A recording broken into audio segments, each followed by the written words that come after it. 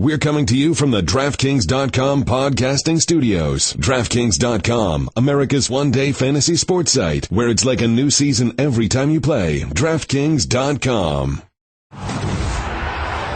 Now, the right time with Bomani Jones on ESPN Radio. And ESPNRadio.com.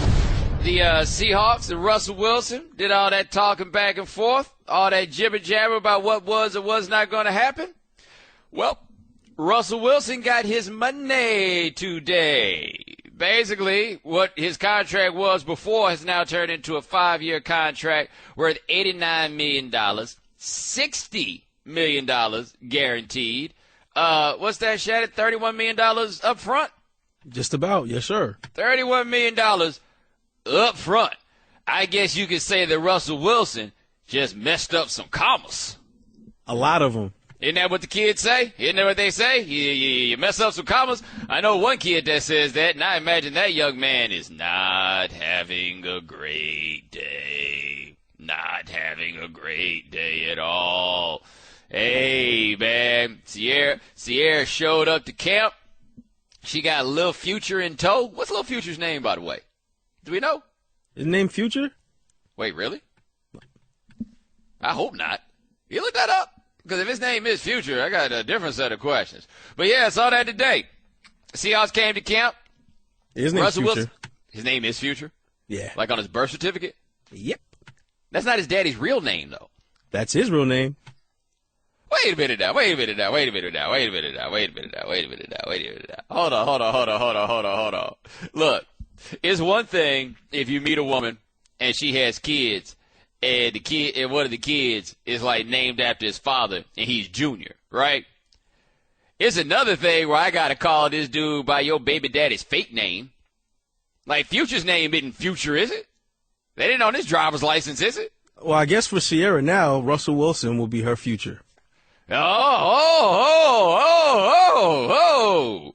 Is the word, let me tell you, if it were not for Lil Man, I think the word future would be disallowed in their house. Right? Like they'd be flipping channels like, hey, look what just came on TV. Back to the way down the line. Like future. No. We ain't really just dropping the word future up in the crib. But I saw it. Sierra's at camp. Got a little man with her. Russell Wilson over there holding the kid. So how you think they gonna celebrate? Anybody? With a babysitter. Yeah, you think, right? No matter what, there's got to be a babysitter involved. Like, no matter how it spins, there has to be. But they in Seattle. You think Sierra flew up there with the babysitter? Like, I think that's what it would have to be. Because I know this. I mean, you get a, sizable, significant raise, not much is sexier than $60 guaranteed million. Not a lot.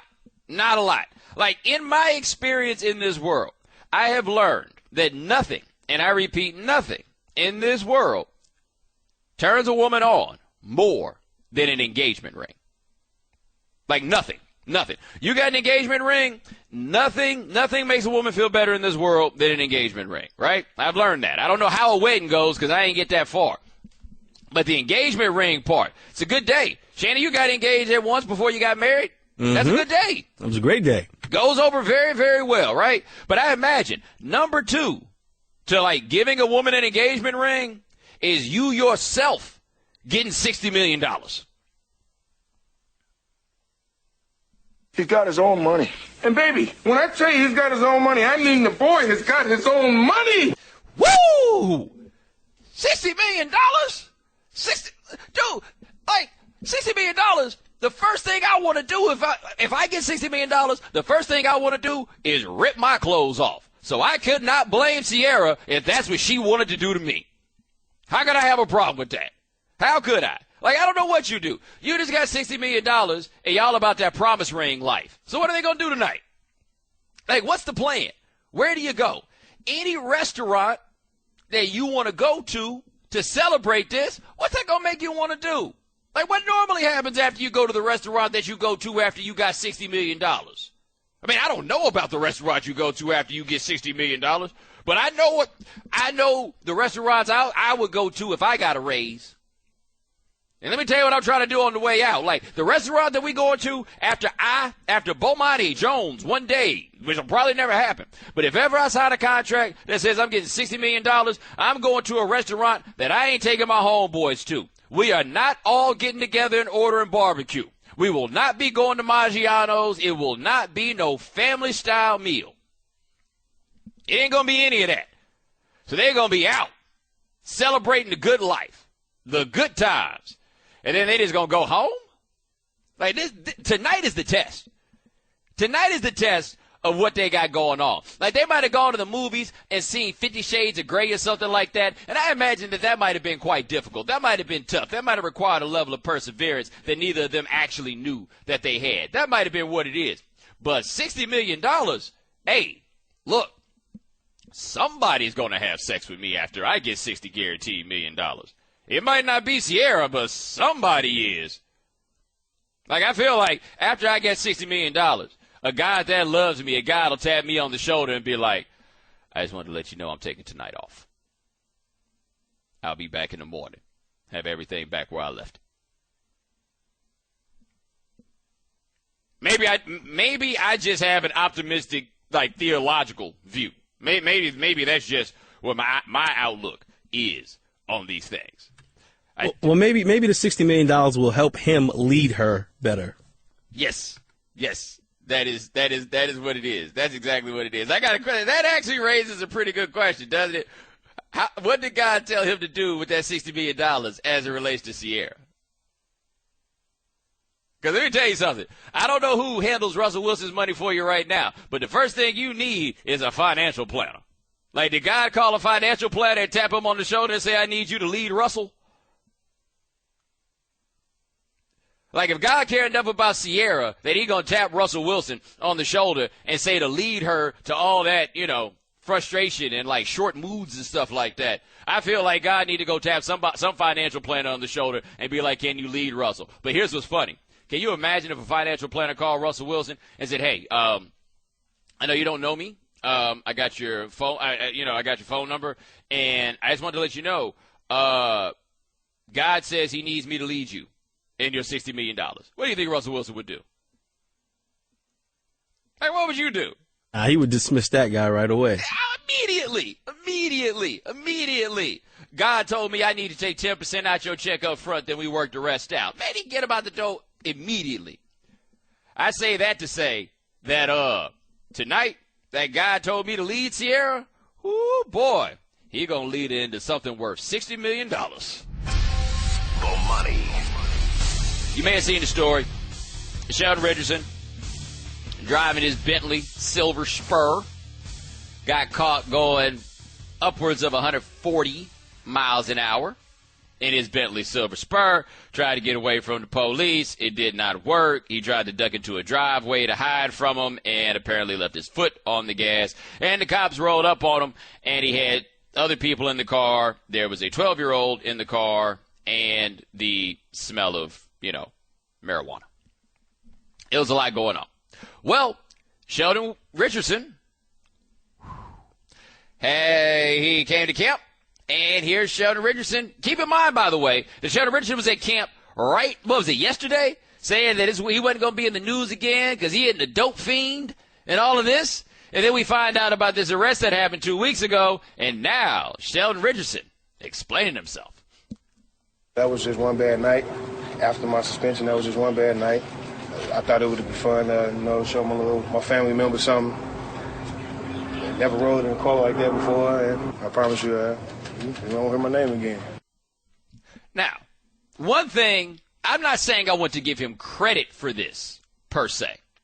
But one thing I do appreciate is, we'll talk about Jordan Hill a little later in the show, where Jordan Hill got pulled over going 107 and a 65, and his explanation was, I was in a hurry. Like, Sheldon Richardson didn't give you that. He's just like, look, I was in the car, I was with my friends, I wanted to show off. Like, now granted, he left out a couple of significant parts in that. Number one, he left out, there was a 12-year-old in the car. By the way, has anybody done an interview with the 12-year-old yet? Like, I need to know exactly how the 12-year-old feels about this, because I got a feeling the 12-year-old is like, I don't know why y'all was tripping. I was having a good time. But Sheldon Richardson also left out a very important, not really a very important part. Well, it might be a very important part based upon the logic of everything that's going on here. Now, you decide where in this, because Shannon, you still got the sound up for the Sheldon Richardson, because where in this sentence do you think is the best place to inject the 4-word phrase, we was smoking weed? That was just one bad night. After my suspension, that was just one bad night. I thought it would be fun, show my family members something. Never rolled in a car like that before, and I promise you, you won't hear my name again. Yeah, I think it goes, it was one bad night after my suspension. We was smoking weed and my family members. There it is, yeah. That was just one bad night after my suspension. That was just and we was smoking weed. One bad night. I thought it would be fun, show my family members something. Never rolled in a car like that before, and I promise you, you won't hear my name again. Like, that's some we was smoking weed decision making, right? Logic. Right there. Because look, the cops say that the weed was burning in the car. Like the cops are saying, and look, I'm not generally in the business of just taking a man's word for it, but the cops say that when they got there, it wasn't like they just smelled weed on people's clothes. Like they were in the Bentley smoking weed. By the way, something that hasn't been discussed nearly enough in this. Hey, Sheldon Richardson, I'm glad that you lived to tell this story. Like, there's the fact that I'm glad that you lived to tell this story because of how fast you were driving. But, bruh, y'all were going 140 in the Bentley and you had the heat under the seat and you were running away from the cops? Do you watch the news? Have you been paying attention to what's going on? Like, really? Are you not watching? And you a big dude. Ain't nobody about to fight with you. Ain't nobody about to try to teach you a lesson or to tune you up. They got to lay you down. And look, that's well within the realm of possibilities. Like a bunch of y'all are like, why you got to go there? Because that was my first thought when I saw that happen. Like a whole bunch of us were looking at that like, it wasn't that like outside of St. Louis? Yeah, he was in Missouri. Oh, yo! What are you doing? You are wilding right now. Like you are absolutely 100% wilding right now. Like maybe you Bruce Leroy, you catch him with your teeth. I have no idea, none whatsoever. But you know what though? That seems to be what happens when you and your kinfolk riding around smoking weed in the Bentley. Like all of those things. We can break this all down just like to the bare stupidity of what you were doing. Sheldon Richardson, there's a whole lot of things that like you just can't do at the same time, right? Like it's always, you remember when the Red Sox had that situation where the dudes were eating chicken and brew, right? And so they weren't working out, they were eating chicken, and they were drinking brew. And I was like, look, man, you can only do 2 of those. Like you can't do all 3. You can only do 2. Sheldon Richardson was combining a bunch of you can only do 1. Like, hey, I'm driving the Bentley. Okay. Here are all the things that you now can't do, Sheldon Richardson. Drive fast and smoke weed in the car. Like, that's the thing. Once you get the Bentley, that's something somebody else might be able to do. But you, no. You can't do that. That's not the direction that you need to go in with this. But he just wanted to show off for the family. Like, nobody in the family's like, dog, they're going to pull us over for this. Like, we all in here smoking weed. Luckily, nobody else went to jail, though. It appears Sheldon Richardson was the only one that went to jail. Interesting. Yeah. Nobody went to jail. You know what that means? It means exactly what the cops said, that in transit, whatever was in the car, they threw out the car. Like, they came up on that one quick. Maybe that's why they ran the red light. Like, I'm not ready to talk yet. I'm just not ready. I got to get far enough away so that I can, like, knock down some of these charges. Also of note, they are not pressing child endangerment charges on Sheldon Richardson. That's an interesting one as well, because initially when you heard about all the stuff going on in the car, one of the things that really caught my eye was the 12-year-old boy in the car. Well, that's the thing, is the 12-year-old kid. Like, that's the one that's just like, what is wrong with you, right? Like, the other ones are just like, wow, what a stupid thing. That one is like, what is wrong with you? But what the law said was they were not sure that the family would cooperate on the child endangerment charge. Therefore, they're not going to push it. The translation of that one is, ain't nobody snitching, bruh. Like, I don't know whose kid that is, but something tells me that when times are hard, who do you think they call for money? I'm guessing it's Sheldon Richardson. I assume that someone else in that family wanted another ride in the Bentley. and they weren't about to jeopardize that for nothing. No. What you do, you call Sheldon Richardson's mama, and you have her fuss at him about putting that child in danger. Like, you do all of those things, but ain't nobody calling the cops. I don't care what I did. You press charges, our relationship is over. Never rode in a car like that before, and I promise you, you won't hear my name again. We are going to hear your name again, though. That's the thing. We're going to hear your name again. I feel pretty confident we're going to hear your name again, because you told us yesterday we weren't going to hear your name again, and we talking about you today. And when you told us yesterday that we weren't going to hear your name again, that was in relation to something that we're not talking about right now. Your name just comes up. Bomani. All guests join us on the Subway Fresh Take Hotline, including our next guest. He covers the NFL for SI.com. He's coming to us from Seattle. His name is Doug Farrar. Doug, what's going on? Hey, Bomani, how are you? I'm doing all right. You said you're at Seahawks camp today. Russell Wilson just got a boatload of money. Did you expect the contract to be of that magnitude? I expected it to be that magnitude. I didn't expect it to happen now. I thought the Seahawks would kind of balk at that deadline on today. I thought they would make the Bomani face at Mark Rogers, Wilson's agent, and let him play for his the last year of his rookie deal. Woke up today, and my colleague Peter King from the MMQB.com breaks the news that whammo, basically $90 million with $60 million guaranteed.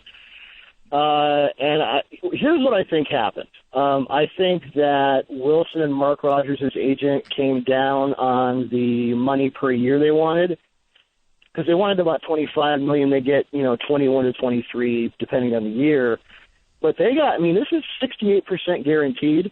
Like, Aaron Rodgers only has 49.1 of his contract guaranteed. Guys like Joe Flacco and Cam Newton for like 20 or 30. So this is a significant step forward, I think, in the level of guarantee in NFL contracts. It doesn't usually happen this way, and I think that's why it worked. Well, one of the interesting things about this negotiation has been that Russell Wilson still has his agent from baseball, and baseball agents don't understand this non-guaranteed money we talk about in this kooky football world. Right, and I think that's why Russell fired his football agent, Buzz Cook, and said, okay, it's been my contention all along that Russell wanted to create a new paradigm here. And I think if you're DeMaurice Smith and George Atella of the NFLPA, you're pretty happy, because I think it does present kind of a big step forward for players who are like Russell, young. Now he's got his first major contract. He can double dip or even triple dip if he lasts that long. But the structure of this contract, you go back and look at the Andy Dalton and Colin Kaepernick deals, which were essentially year-to-year rentals. The Cam Newton and Ryan Tannehill deals weren't that much more favorable. This is a completely different animal. Well, it's interesting you mentioned that. We're talking to Doug Farrar of SI.com, that the quarterback market kind of changed.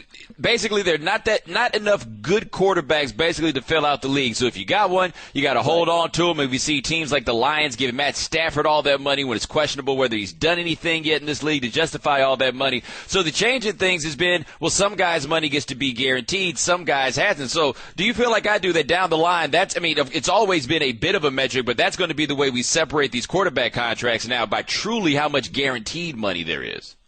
Yeah, I think you've hit on something there, and I think that the Stafford deal, Stafford actually has, in his current contract, over 70% of his money is guaranteed. He's got the highest rate of any guy with serious money. But I do think, Rodgers has almost $60 million guaranteed. Russell has approximately $60 million guaranteed. And yeah, it is going to be that line of demarcation where guys like Andy Dalton, Colin Kaepernick, or now I do think Russell has proven to be a good quarterback. Sometimes he's a great quarterback. He's unconventional. He gets things done in different ways. I think it's we've all been kind of looking for that bionic Steve Young, right? The guy who can move and throw and do it all. And I think there are times when he does that. I will say that the Seahawks, in my opinion, are betting a lot on things they haven't seen yet, and things they believe they will see. And there are some things I believe they will see. But this was not at all a contract done on what he's done, I don't think. I think this is a lot more about what they think he's going to do. Because you don't give a guy a $60 million guarantee for 3 years of, honestly, pretty average counting stats. Well, we're talking to Doug Farrar of SI.com, but it's interesting, though, because Joe Flacco got a not dissimilar contract with 4 or 5 years of not-so-great counting stats also. Right. Well, Flacco's thing was different because he had that 11-touchdown, no-pick postseason when they won the Super Bowl. At that point, I mean, I'm of the belief that if they had run 40 blast on that last play in Super Bowl 49, he would have won 2 Super Bowls in a row, and this wouldn't have been a discussion. It would have gotten done in March. Because you can't let a guy who's won 2 Super Bowls in a row dangle, even if he would have been no more responsible for the result. In Flacco's case, he bet on himself and he won. So, in the end, if Russell had bet on himself in the 2015 season, and if he had stayed healthy, I think he would have been fine. But it's a more positive result for everyone because they don't have to tag Russell next year, which is going to be a guaranteed cap hit of anywhere from $23 to $25 million. This is the big controversy off the field, and now it's just they got a few guys who are unhappy with their current contracts, but it's nothing compared to what it would have been like to go through this all season. Now, it's funny you mentioned the other guys who are not very happy with their contracts. Part of what they'd been able to do with this team was they got a quarterback for very, very cheap, and they let you build up the rest of the roster. Now they don't have a quarterback for very cheap, and the other guys want their money, correct? Well, in Michael Bennett's case, he got 4 years, $32 million. Cam Chancellor got 4 years, about $28 million. Bobby Wagner, he's also in the last year of his rookie deal, so he's a guy with a legitimate case. But, I asked Pete Carroll about this today after training, because they opened their training camp today on top of all this other stuff. And I posited to Pete, I was like, look, if you have a bunch of guys who are outperforming their contracts and you're still paying them, and they're outperforming their contracts and they have a legitimate case, doesn't that mean that you're doing your job? Doesn't that mean that your front office is doing what it's supposed to be doing? He's like, yeah, I'm glad somebody finally figured that out because that is part of the deal. Bill Belichick, say what you want about him, has been the most successful coach of this millennium, and he's got all sorts of guys who believe they're worth more than they're paid. And to me, I'm a big fan of Michael Bennett. I think he, outside of J.J. Watt, is the best multi-gap into the NFL. I think he has earned more than he's getting paid. But sometimes it's collateral damage. And it sounds weird, but it's collateral damage from the front office that knows what it's doing. And that's just kind of where it sits. Yeah, see, that's the thing. Pete can tell you this just means I'm good at my job. You can't go look at Michael Bennett like, hey, man, what can I say? I'm good at my job, Michael dog. Bennett pretty well. Michael Bennett is not going to respond well to that at all. He's going to say something very colorful in response. All right, we're talking to Doug Farrar of SI.com. Looking at the Seahawks on a larger scale, they're in quite possibly the best division in the league. Well, it was until the 49ers, everybody quit the team for them. But how are they looking going into this year? It's easy to assume that they're just going to walk away with that division, but Arizona looks to be improved. Arizona's improved. St. Louis, they just got a brutal schedule. They got the AFC North. They got pretty much everyone they play. I think they played 8 teams that made the playoffs last year, 7 or 8. Yeah, maybe the toughest schedule in the NFL. I think the defense won't be quite what it was, which is okay because, somebody they're in the third best instead of the best overall. But they get Jimmy Graham, they get Tyler Lockett, the kid in the third round from Kansas State, great speed slot receiver. I think their offense is going to take off in the passing game. That's another part of this contract, right? You don't give a guy a $60 million guarantee and ask him to throw 300 times a year. That ain't going to happen. So I could see them maybe declining a little bit just off regression on defense, but their offense goes from maybe 15th to 5th. I mean, to me, that puts them back in the Super Bowl or pretty damn near it. Well, can we keep assuming that Marshawn Lynch is just going to run forever? Because at some point, a guy that runs like that, it falls off. When it falls off in this league, you don't normally get much warning. It just happens for running backs like that. Yeah, it's kind of that Michael Turner thing, right, where he falls off a cliff. Yeah, and it's a powerful style. Maybe what they do is kind of what they did with LaDainian Tomlinson in San Diego during the end of his career. They just threw the ball to him more, and I mean, I've done studies on this. The further out you are from the middle of the defensive line, the healthier you tend to be, because it's easier to go into a cornerback than it is, Vince Wilfork, generally speaking. So maybe they'll do that. I mean, he's 28. Yeah, he's going to fall off the cliff. They've got Robert Turner, they've got Christian Michael, they've got some undrafted guys this year they're going to be interested to watch in the preseason. But, yeah, and they don't. I mean, I did my ranking of running backs this week for SI.com, and I put Marshawn Lynch number 1. And the reason I did is I wrote in the article, outside of a handful of cornerbacks and a handful of defensive players, you tell me a guy who defines his team more than this guy. There's no running back who defines his team like this. You don't replace that. So it's another reason I think you're going to have to get more out of the passing game as he declines, which, as you said, invariably with that running style, he will. All right, last question for Doug Farrar of SI.com. Seattle lost their defensive coordinator. So much of this about this team is Pete Carroll, but guys love Dan Quinn. They had a great defense with him. How much does it matter that he's gone? I think it matters a lot. I think this is a really undertold and undersold story. Dan Quinn is the only guy that Pete brought back from the previous regime.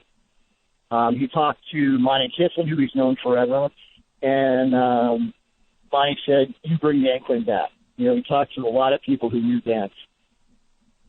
The thing about Red Bryant moving from defensive tackle to defensive end, that was Dan Quinn's idea. Michael Bennett, 40% of his snaps at 5-tech defensive tackle, that was Dan Quinn's idea. They had a lot, what I call the parentheses system, where they had 2 defensive ends on one side and 2 linebackers on the other. And I asked Pete about it last year. He told me I was watching too much tape. But what it was a dual outside blitz and kind of a dual stunt. And I asked him, where'd that come from? Dan. So Quinn has been very creative with their fronts and their blitzes. And I have a great deal of respect for Chris Richard, the guy who's going to replace him. He built that secondary. He built the Legion of Boom. But I don't know where that creativity along the front is going to come from. Although it's, as you said, it's Pete's baby. But yeah, that's a big loss for them, and it's one of the reasons I think they're going to invest a little bit on defense. I tell you this though, you mentioned that Monty Kiffin and Pete Carroll go all the way back, and we end this interview with me being reminded that this whole Lane Kiffin thing is Pete's fault. Like everything was going out good, and then you had to make me think about Lane Kiffin and how it's all Pete's fault. Doug? Oh man, we don't. Well, you can come up here and bring up Lane Kiffin to a press conference. I'm not going to do that. You know what's going to happen then? Bomani face. You're going to get the Bomani face. You're going to get it right back at you. Oh, man. I got like 15-0, too. I'd love to see which one of them Pete decided to choose in that moment. But Doug Farrar, SI.com, my man, thank you so much for joining us. I appreciate it. Thank you.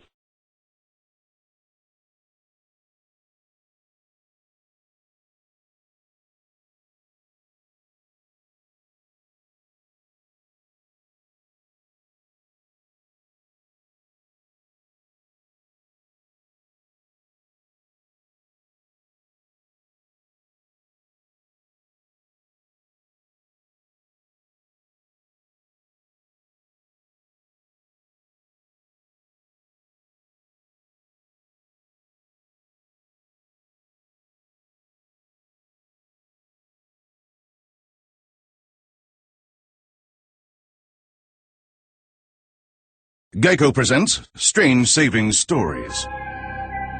Astronomers detected an interstellar transmission. It stated, Geico, 15 minutes could save you 15% or more. The implications were staggering. Was the cosmos telling us we could all save hundreds on car insurance with Geico? Or did their radar merely pick up a signal from the nearby Rufus and Clyde's morning show? We may never know. Geico, 15 minutes could save you 15% or more on car insurance. Bomani We talked about Russell Wilson a little bit earlier. His contract is a bit of an interesting contract. Now, here's something I think is kind of funny. When people want to start putting contracts in context with other ones, or how good your contract is, you know a phrase that seems to come up a lot when people sign contracts? Aaron Rodgers money. Right? Because Aaron Rodgers is the best quarterback in the NFL. I think that's a fair point to make. He's the best quarterback in the NFL. So every time somebody gets a contract that looks like the contract that Aaron Rodgers signed, we call it Aaron Rodgers money. And so Russell Wilson is the latest guy to get Aaron Rodgers money. And the intimation is that Russell Wilson is being paid as though he is as good as Aaron Rodgers, which, of course, is not the case.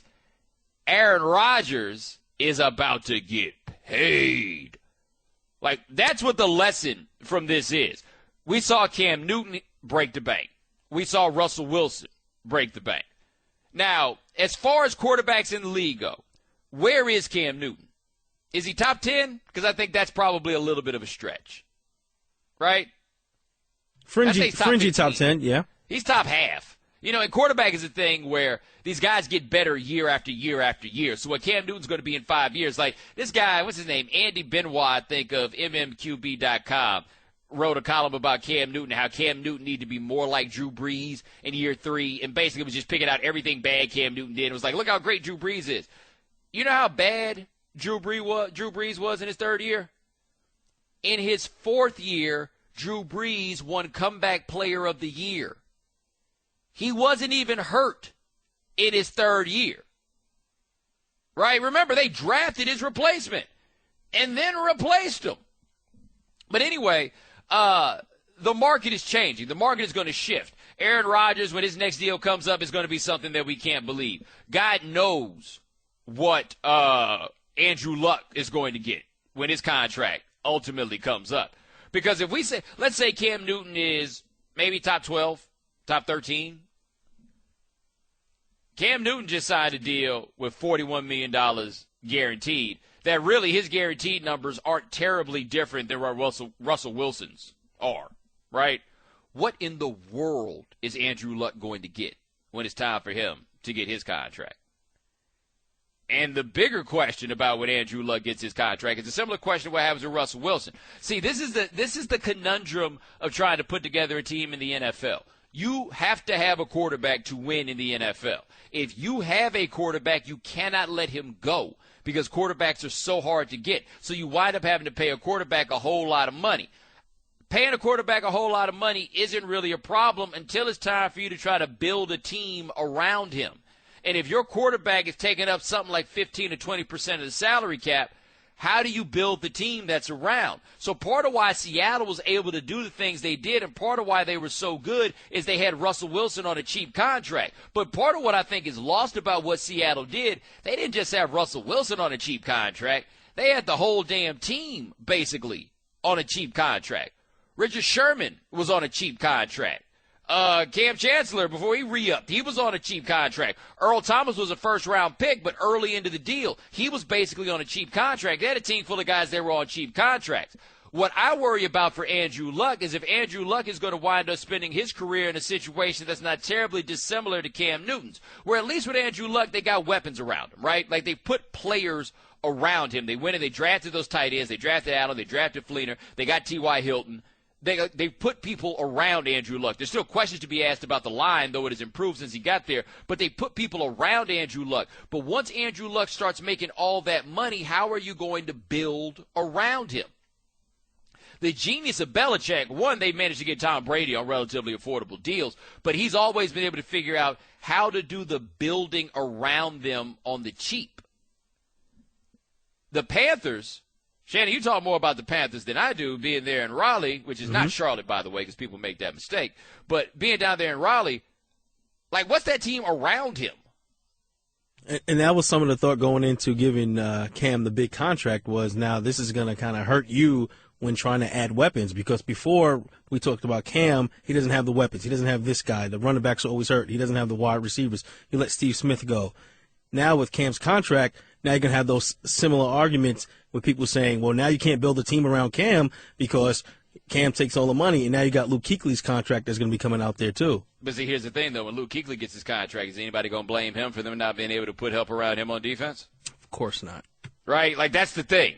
Like, you can't blame the dudes, but this is just the dilemma of the NFL. You go through and look at the teams that have won Super Bowls recently. You do it with a cheap quarterback. Like, Tom Brady was kind of expensive as far as those Super Bowl quarterbacks go. Look at where Flacco was on his deal. Look at where Aaron Rodgers was on his deal. I guess Drew Brees was making pretty good money when he won that Super Bowl. But you go up and down that list, man, it's pretty much teams and quarterbacks that they got on affordable deals. Now, I don't know exactly how the salary cap is going to change and how the definition of affordable is ultimately going to shift. But Russell Wilson, I need you to listen close to me right now, young man. When they start losing, no matter what happens, you're going to have hard times. And Russell Wilson's had pretty easy times pretty much all the way through. He's been beloved at every step. He won pretty much every step of the way at NC State. They won at Wisconsin. He's won at Seattle. It's never really been tough. Young man, if they struggle, they are coming for your hide. Everybody likes you. Everybody thinks you're so nice. You work with the kids and everything else. Now that you got that money, it's going to be bad. Bomani. Shannon, I guess we have bad news for the people. Yeah, man. Here we are, second Friday in a row in which our childhood memories are taking a big hit. It was announced today that Roddy Piper has passed away. Roddy Piper has passed away at the age of 61. I honestly am not sure if I'm surprised to hear that he's that old or that young. Like, I'm not, like, you think about this. When you're young, you don't really have a concept of how old wrestlers are, right? They just wrestle.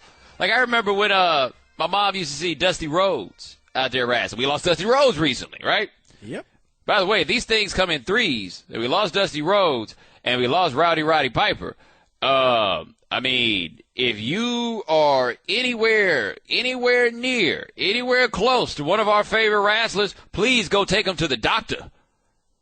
Like right now.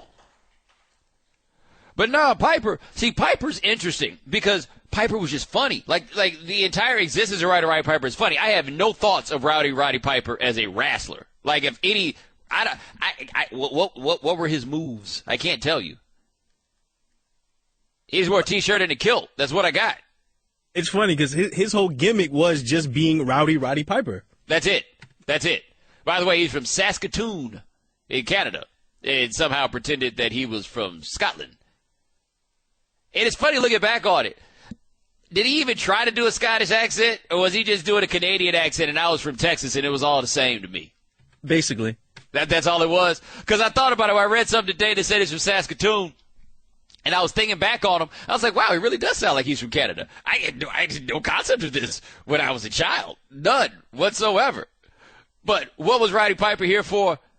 The mic. Like, guys on the mic. There's Ric Flair and The Rock are like in their own class on the mic. And then right below them is this guy. He's tough enough to go and bench press 500 pounds. Who really cares, man, huh? Your idea here of a wrestling match here, you got 12 wrestlers around the ring, you got dancing midgets and leathers, you got everything that you've ever wanted in a match. You know why I signed this? Incidentally, it didn't take me 2 months to sign this match. No. It didn't take me 2 months to make up my mind, brother. No. I said, you want me to fight somebody? I'll fight anybody. Who do you want? Just let me fight him.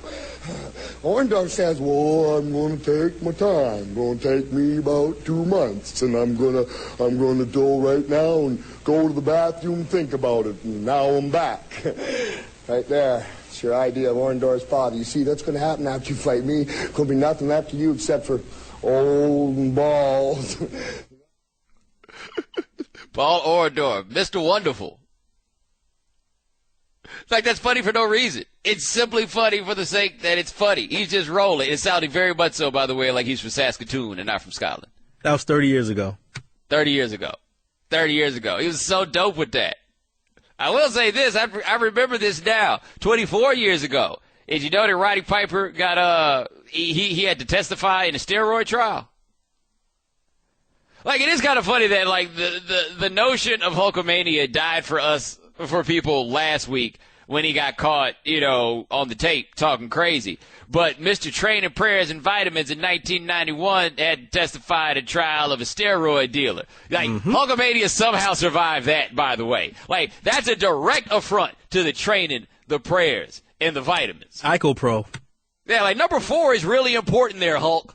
Like, I don't know if I was over there praying, but I tried to train. I tried to take some vitamins. I didn't look like you. Little did I know that you weren't telling us about the 12th herb and or spice, the secret sauce. You didn't tell us that.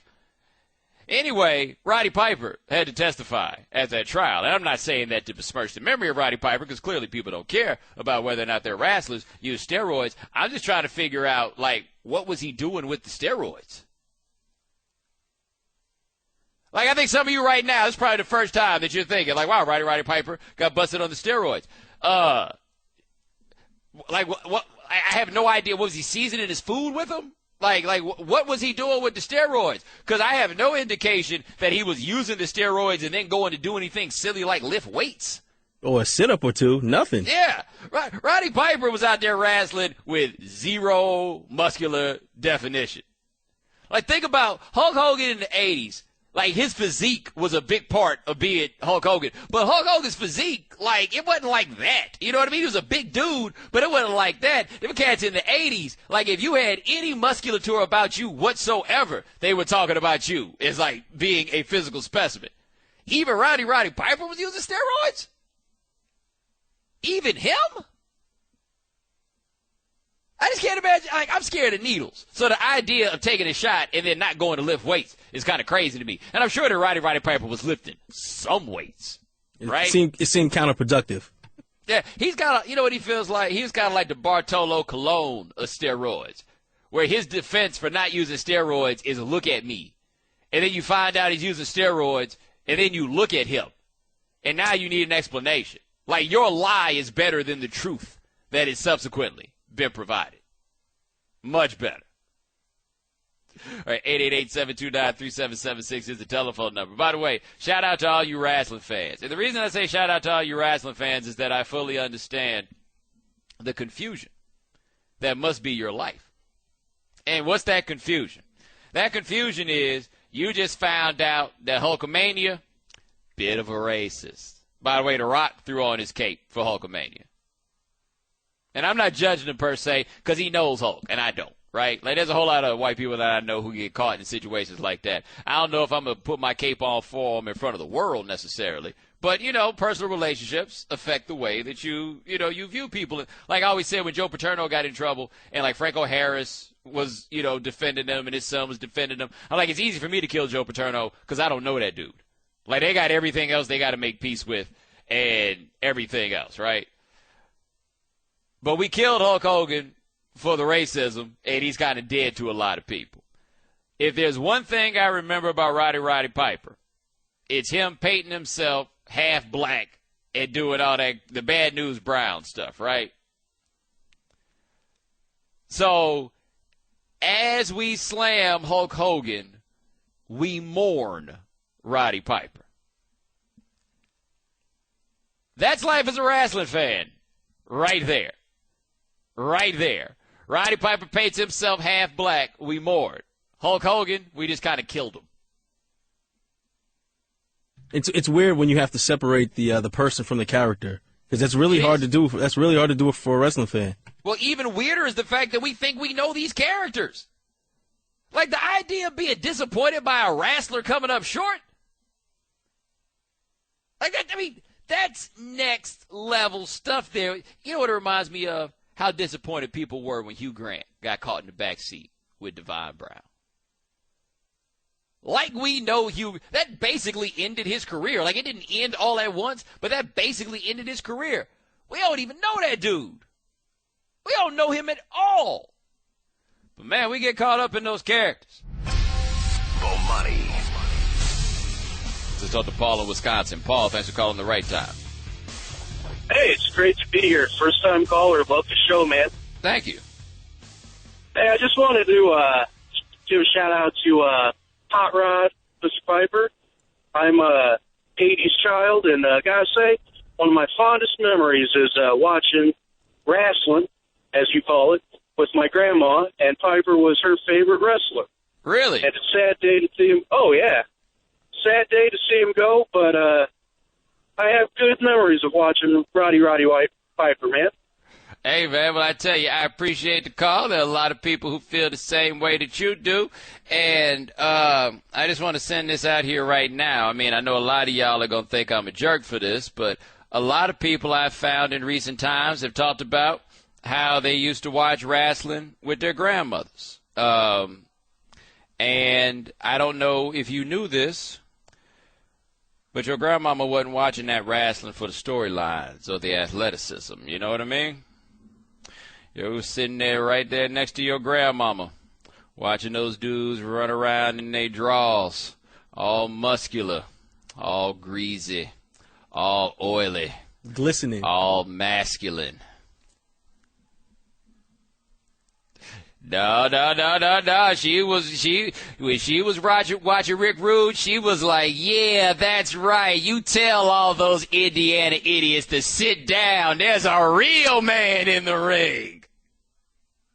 That's what your granny was watching wrestling doing. That's what your granny was talking about while she was watching that. That's right. So you're out there like, like Roddy Piper was my granny's favorite. Hey, man, so did the wrestling show ever stop by town? Did it ever come through? Was your granny in the tunnel? There are so many people right now listening to this who want to fight me so bad. So bad. Your granny's a grown woman living a grown woman's life. Grown woman watching wrestling. Come on now, you know what time it is. 888-729-3776 is the telephone number. Switching gears to something a bit more serious. You guys see Jordan Hill got busted? Jordan Hill now plays for the Indiana Pacers. I think Jordan Hill's going to have one of those careers where he got to throw back from every team. Anyway, Jordan Hill got busted in Alpharetta outside of Atlanta. He was going 107 miles an hour in a 65-mile-an-hour zone, and he told the police officer that he was, quote, in a hurry, unquote. We know, bruh, you were going 107 miles an hour. Like, even if you didn't have to be in a hurry is what you were in.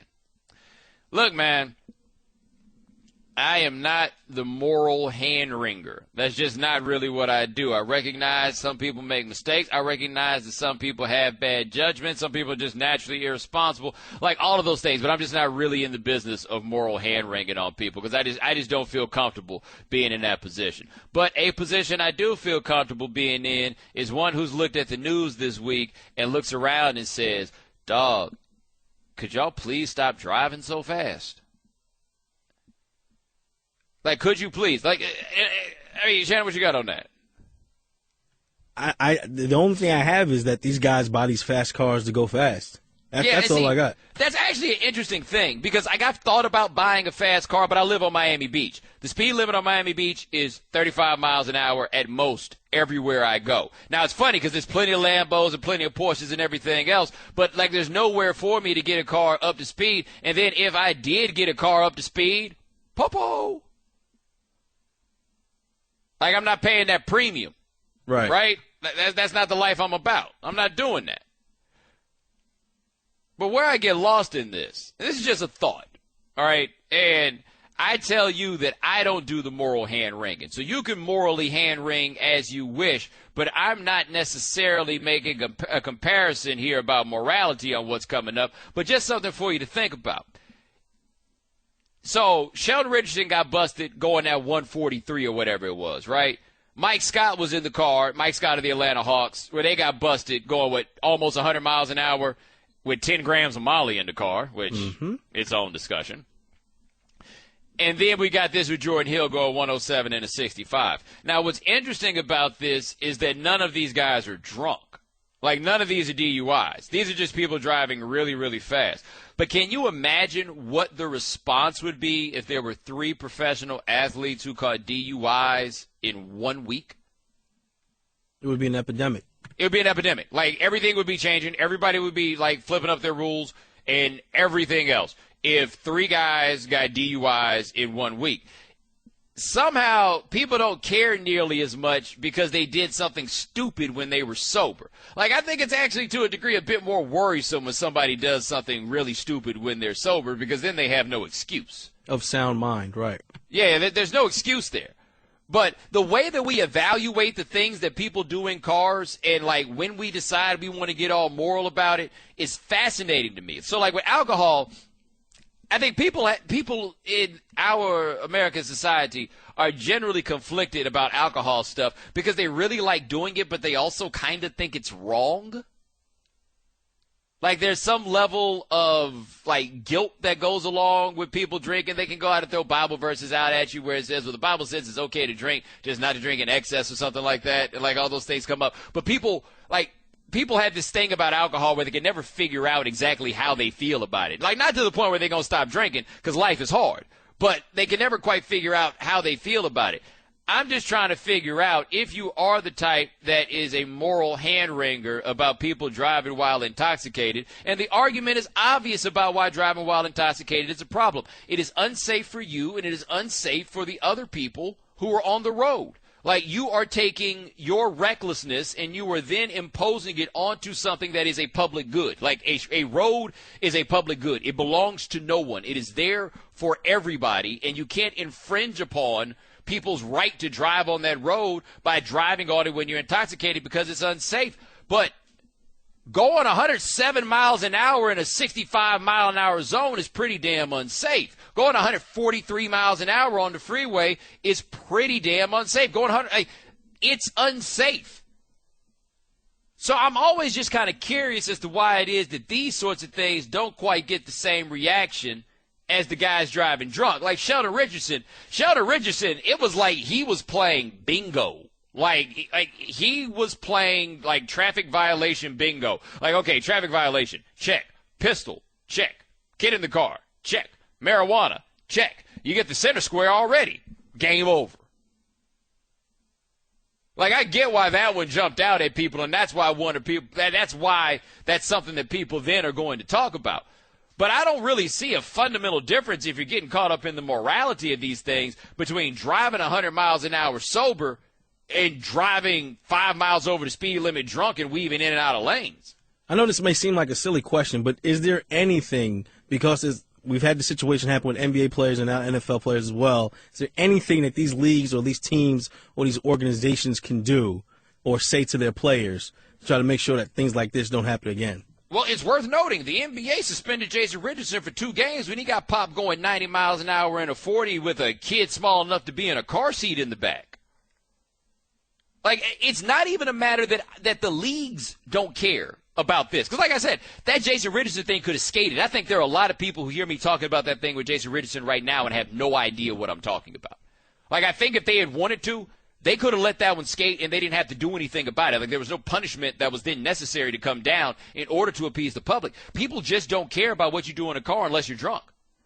Like, then when you're drunk, all of a sudden everybody jumps on the high horse, right? Everybody's on the you can't do this and da-da-da and everything else. And I understand why they do that. I don't agree with it necessarily. Like, there's a lot of reasons why I think the way we approach DUI is a bit problematic. But I do understand why it is that people take that approach. I just find it very interesting that when people do things that are just as reckless but happen to be sober, all of a sudden the morality is nowhere to be found. Like, the finger wagging is nowhere to be found. It goes into you're stupid as opposed to you're endangering people. And I just don't know why that is. Like, I really do say that to you with no judgment or anything else. I honestly do not understand it because these speeding crimes have been crazy.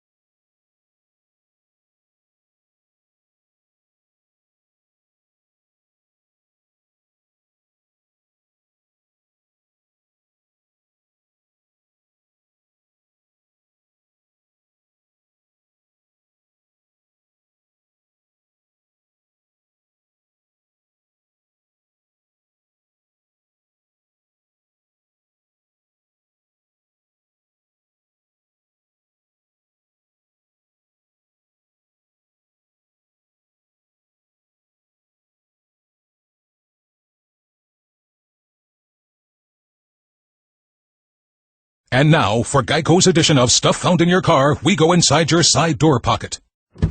Hello, yes, the crumpled receipt with gum in it. From your anniversary dinner, you sprang for expensive wine, your server was Beth. That dinner was a couple $100. Money you could get back if you switched to Geico and saved hundreds of dollars on your car insurance. I bet you'd save that receipt. Frame it even. But really, where did I go wrong? Was it the corkage fee? Geico. 15 minutes could save you 15% or more on car insurance. Visit geico.com today. Bomani. All guests join us on the Subway Fresh Take Hotline, including our next guest who works for us here at ESPN, covering Major League Baseball. He's baseball veteran Doug Glanville. Doug, what's going on?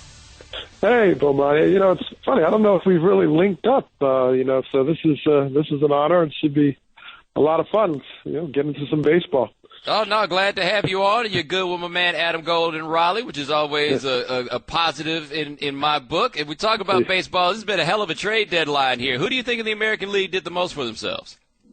Well, you have to look at two teams, the Toronto Blue Jays and the Houston Astros. I mean, they made some great moves. Obviously, the Jays were very aggressive in coming out and getting David Price, and, the price was right for them.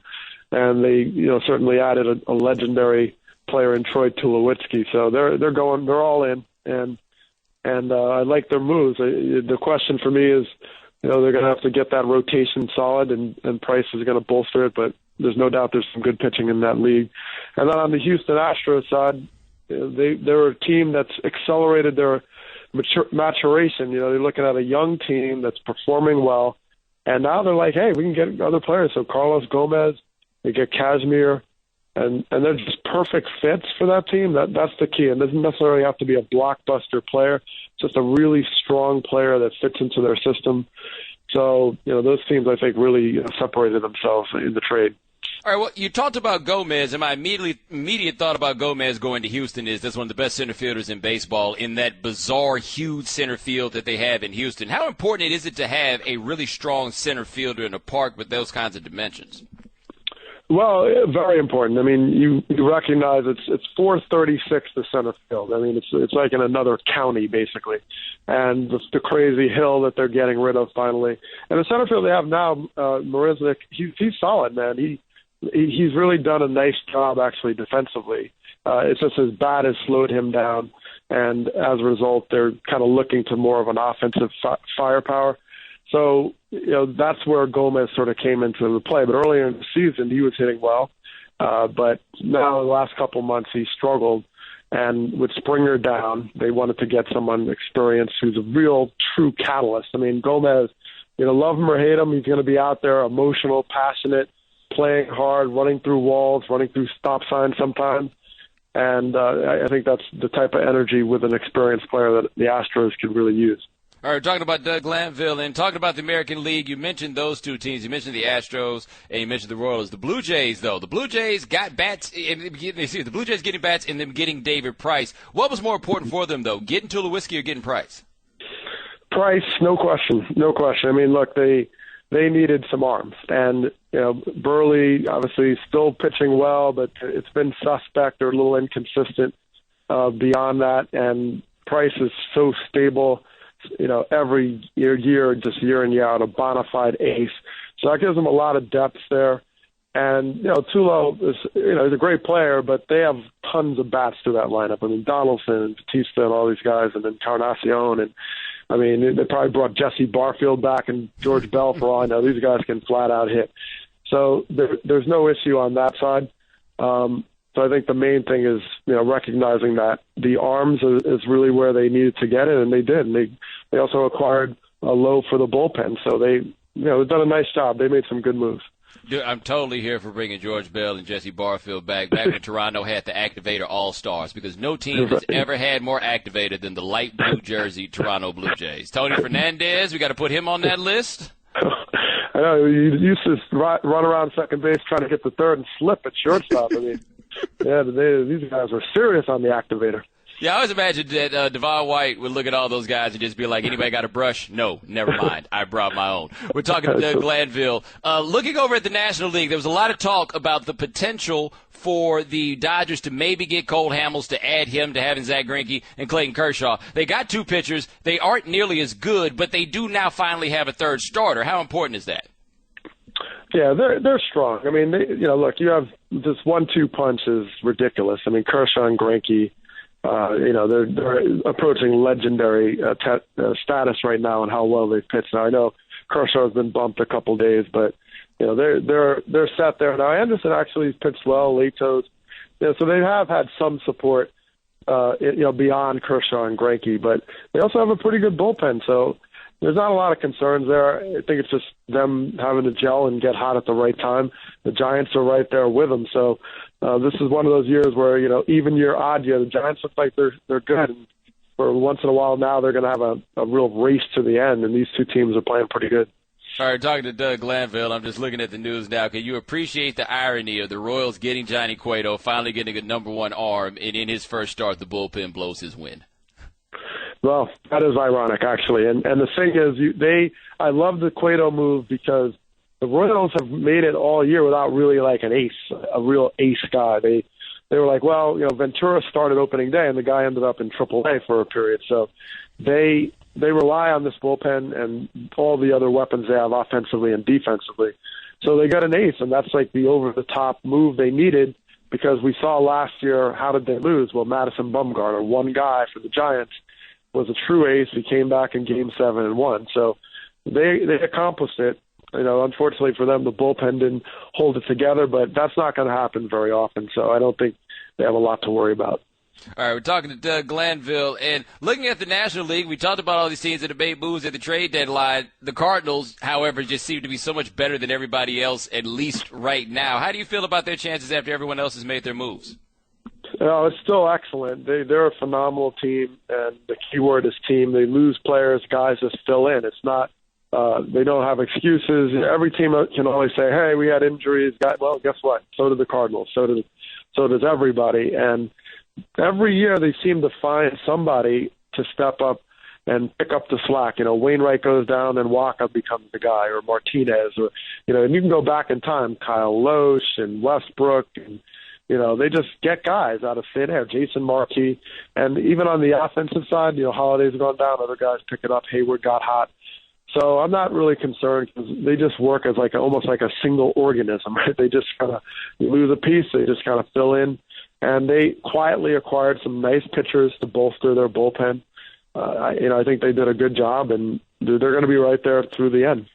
All right, go tap into a bit of your experience as a baseball player, because you were on the 2003 Texas Rangers team that wasn't very good and wound up getting traded to a Cubs team that ultimately made the playoffs. What is it like to be traded off of a team that's on the way to losing 90 games to going to a team that's on the way to winning 90? Because I imagine a lot of these guys who got moved at the deadline, it's got to be a lot more pleasant for them now. Well, yes and no. I mean, the yes part is fine. If you're Carlos Gomez, the Brewers are just, horrible right now. They are like, okay, great. Houston, that's a no-brainer. But a lot of cases, it's like, well, I don't know. You're going to, like Cole Hamels goes to Texas. Are they in it or are they out of it? It's not, necessarily a big a jump. Now, for me, here's my quandary was basically going from Texas, who was struggling, to the Cubs, who were 500 at the time. We were like in the middle of the pack. So it wasn't a guarantee that I was like, oh wow, I'm jumping into this playoff situation. I was in a race, no doubt.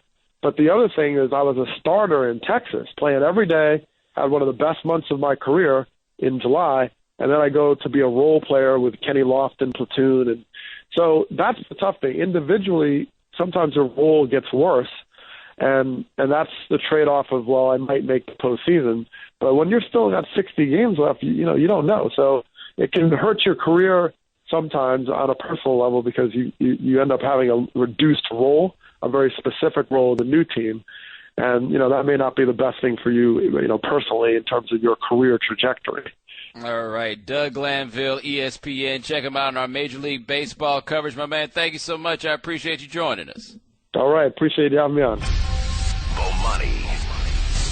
the Washington R's, I call them the R's because I will not say that word, because if they were the Washington N's, I wouldn't say that word either, right? You got to be fair. You got to be across the board on these things.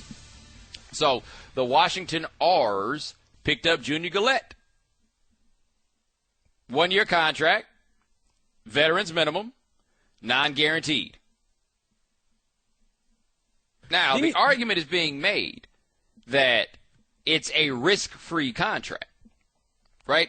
So the thought process on this is that since they can cut him at any time, so if Junior Gillette comes in and he's acting up or whatever, or he gets a super suspension for that video or whatever it is, that if Junior Gillette does that, then Washington can just let him go, and then there was no risk. But I would contend that there is a completely different risk with signing Junior Gillette, and that different risk is as follows.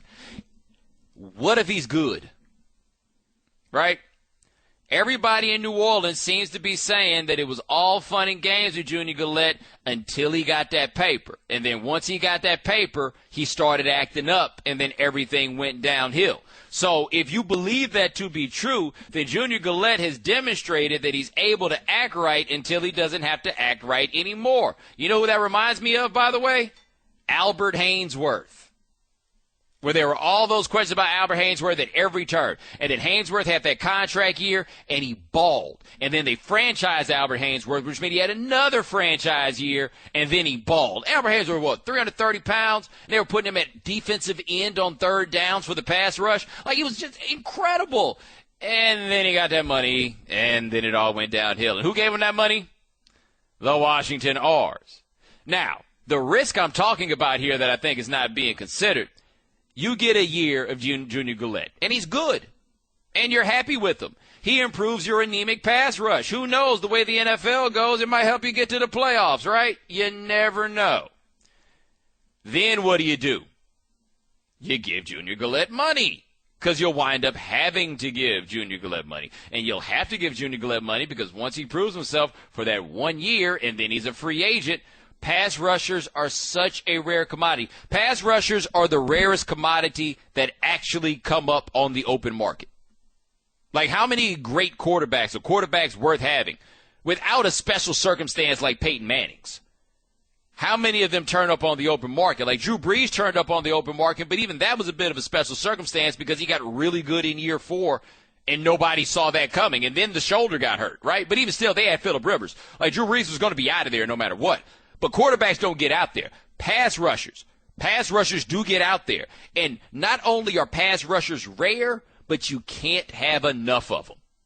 You literally cannot have enough pass rushers. And the big reason why you can't have enough pass rushers that doesn't get discussed enough is rushing the passer takes a lot of energy.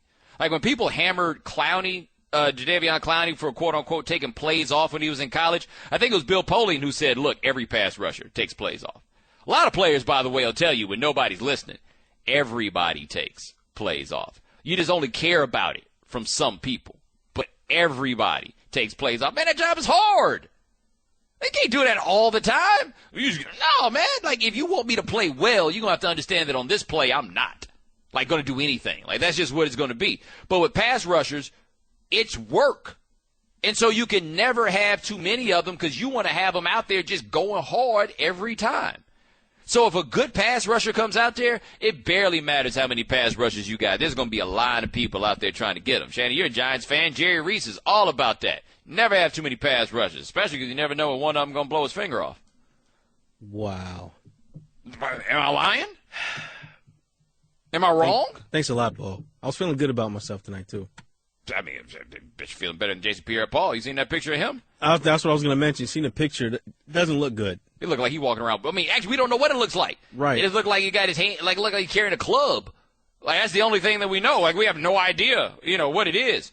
But with Gillette, if he messes around and gets good, the R's are going to feel compelled to give him a contract. And then you got him.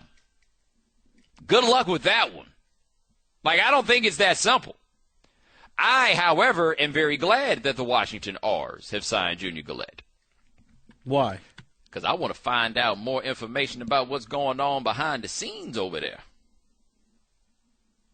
Hey, man, we learned about Junior, at least we have reason to believe about Junior, that when things go bad, Junior starts snitching.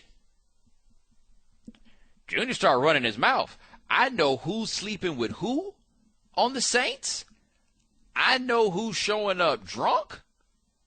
Like, I know it all. And I don't care about those things with the Saints. With the R's, I want to know it all. I want to know every single bit of that train wreck that's going on. Like, hopefully Junior Gillette, if he plays for them, is going to keep a diary. Because if he keeps a diary, the second it goes wrong and they kick him out of town, baby, I'll have sports talk for a week and a half. Please make that happen. I need it. I ain't want to gossip, so you ain't heard that from me. That's right. He sure did, allegedly, do it under his girlfriend's handle.